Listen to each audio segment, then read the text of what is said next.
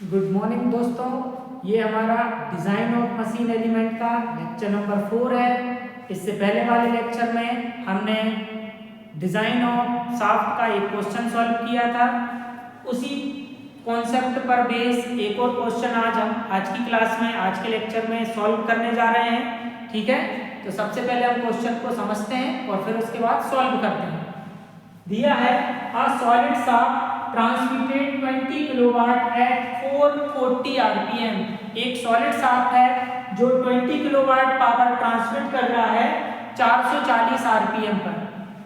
Maximum shear stress 4000 Newton पर centimetre square. जो maximum shear stress की वैल्यू दी है वो दी है 4000 न्यूटन पर centimetre square. Calculate the diameter of solid shaft. ठीक है, अच्छा, इससे पहले वाला जो क्वेश्चन किया था उसमें मैक्सिमम टॉर्क और मीन टॉर्क की बात की गई थी, दोनों में रिलेशनशिप दिया था। बट इस क्वेश्चन में मैक्सिमम टॉर्क और मीन टॉर्क के बीच में कोई भी रिलेशनशिप नहीं दिया। इसीलिए ये क्वेश्चन मैं करा रहा हूं कि जब क्वेश्चन में मैक्सिमम टॉर्क और मीन टॉर्क के बीच में रिलेशनशिप ना दिया हो तो दोनों को हम बराबर लेके चलेंगे। ठीक है, तो आइए सबसे पहले हम गिवन डेटा लिख लेते हैं। गिवन दैट क्या दिया है? अ सॉलिड शाफ्ट, फिर पावर P बराबर कितनी दी है? 20 किलोवाट। तो इसको वाट में चेंज करने के लिए 1000 का मल्टीप्लाई कर देते हैं तो ये हो जाएगा 20000 वॉट। ठीक है, ये हो गया 20000 वॉट। और वॉट में क्या छुपा है? वॉट में छुपा है 1 न्यूटन मीटर पर सेकेंड। आप चाहो तो इसको ऐसा भी लिख सकते हो 20000 न्यूटन मीटर पर सेकेंड। ठीक है, इसके बाद n की वैल्यू दी है 440 आरपीएम। मतलब 1 मिनट में ये 440 चक्कर कंप्लीट कर रहा है सॉलिड शाफ्ट, तब जाके ये 20 किलोवाट पावर ट्रांसमिट कर रहा है। ठीक है, इसके बाद मैक्सिमम शियर स्ट्रेस की वैल्यू दी है 4000 न्यूटन पर सेंटीमीटर स्क्वायर। तो सबसे पहले हम क्या करेंगे, ये जो न्यूटन पर सेंटीमीटर स्क्वायर है इसको न्यूटन पर मिलीमीटर स्क्वायर में कन्वर्ट कर लें। कन्वर्ट करना बहुत आसान है। कैसे? हम जानते हैं 1 सेंटीमीटर में कितने मिलीमीटर होते हैं? 10 मिलीमीटर। तो क्या करें, हमें सेंटीमीटर स्क्वायर चाहिए तो 1 सेंटीमीटर का 1 सेंटीमीटर में मल्टीप्लाई कर देते हैं। 1 सेंटीमीटर की वैल्यू है 10 मिलीमीटर, तो 1 और सेंटीमीटर की भी हो जाएगी 10 मिलीमीटर, तो ये हो जाएगा 100 मिलीमीटर स्क्वायर। 1 सेंटीमीटर स्क्वायर की वैल्यू होती है 100 मिलीमीटर स्क्वायर। तो यहाँ पर वैल्यू पुट कर देते हैं। ये लिखा 4000 न्यूटन डिवाइडेड बाय, इसके नीचे क्या है? कुछ नहीं है तो 1 मान लो। 1 सेंटीमीटर स्क्वायर, 1 सेंटीमीटर स्क्वायर की वैल्यू कितनी है? 100 मिलीमीटर स्क्वायर। ये 100 से 2 जीरो कट जाएंगी तो यहाँ पर आ जाएगा 40 न्यूटन पर मिलीमीटर स्क्वायर। ठीक है, तो हमने शियर स्ट्रेस जो न्यूटन पर सेंटीमीटर स्क्वायर में दिया था उसे न्यूटन पर मिलीमीटर स्क्वायर में कन्वर्ट कर दिया। ठीक है, अब आगे बढ़ते हैं। यहाँ पर भी ये क्वेश्चन जो है प्योर टॉर्क का क्वेश्चन है, तो टॉर्सनल इक्वेशन अप्लाई कर देते हैं। T/J = tau upon R। ठीक है, T के स्थान पे T मैक्स लिखा। ठीक है, मीन लिख देते हैं आप। यहाँ पर मैक्स और मीन दोनों बराबर हैं क्योंकि क्वेश्चन में T मैक्स और T मीन के बीच में रिलेशनशिप नहीं दिया है।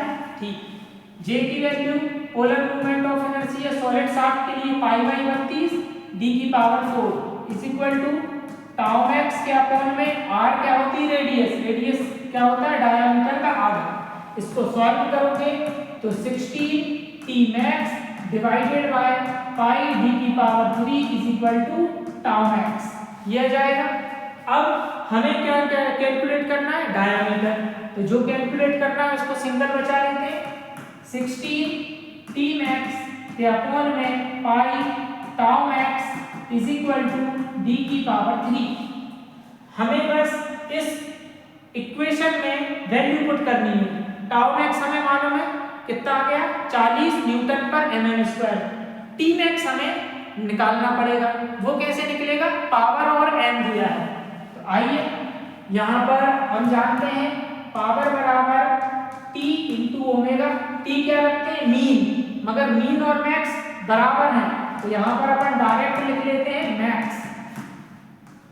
ओमेगा की वैल्यू 2 पाई एन अपॉन 60। अक्षांतर पक्षांतर कर दें और टी मैक्स को सिंगल बचा लें, ये हो जाएगा 60p divided by 2 pi n is equal to tau max.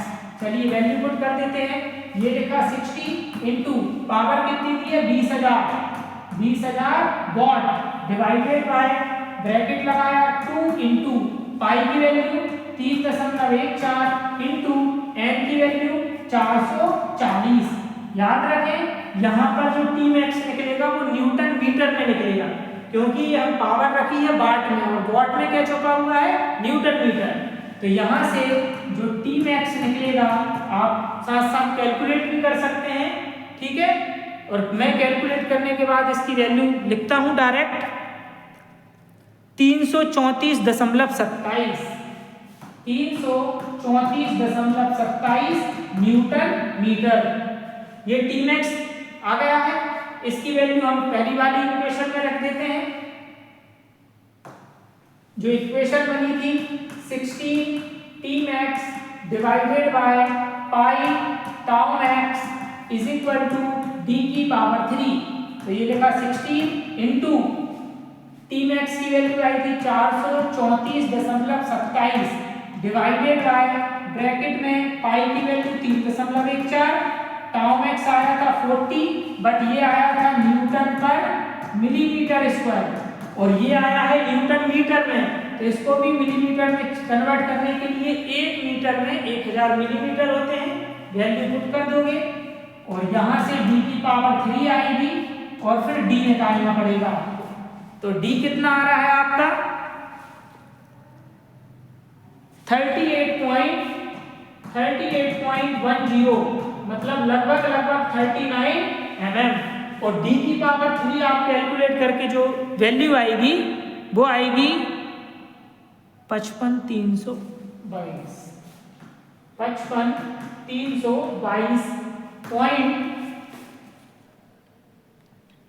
165 ये आएगी d की पावर 3। फिर इसका क्यूब रूट आप जब लोगे, क्यूब रूट कैसे लेते हैं देखिए, सब फंक्शन कैलकुलेटर में दिए होते हैं, आपको बस कैलसी चलाना आना चाहिए। ये लिखा हमने d की पावर क्यूब रूट, इसका क्यूब रूट लेंगे 55,322.165, इसको कैलकुलेट करोगे तो 38.10, तो लगभग डायमीटर 39 mm आ जाएगा। इस प्रकार से अभी तक हमने 3 क्वेश्चन डिजाइन ऑफ शाफ्ट के कर लिए हैं। अब हम नेक्स्ट क्लास में होलो शाफ्ट के क्वेश्चन भी करेंगे और हम स्ट्रेंथ और स्टिफनेस दोनों के आधार पर शाफ्ट की डिजाइन पर जो न्यूमेरिकल आते हैं, क्वेश्चन आते हैं, उनको भी सॉल्व करेंगे। ठीक है, थैंक यू।